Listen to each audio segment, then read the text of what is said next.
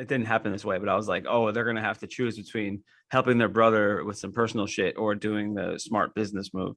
Right. They ended up bringing him along, which I kind of thought he was done with the whole business side of things, but they Right.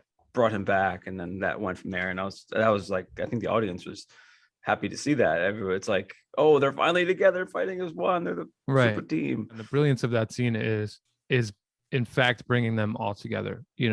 Jeremy Strong is so good in that scene, and like that doesn't work without a performance like that, and it doesn't.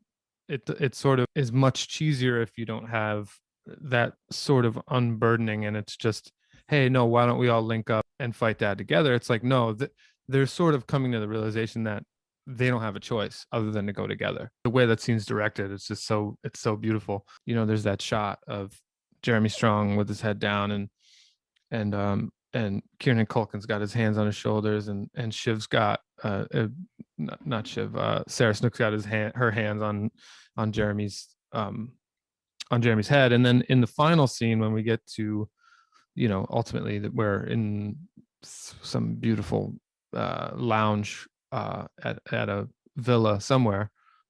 There's a parallel where Kieran's on all fours.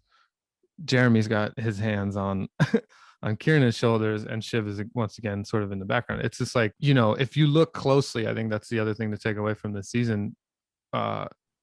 It's really actually it's all there. Like all the signs are there in the images, and it's so beautifully constructed in that way. It's just, I couldn't believe how much I liked this finale. After, again, the criticisms of this season, we get to the last two episodes and they blow us away.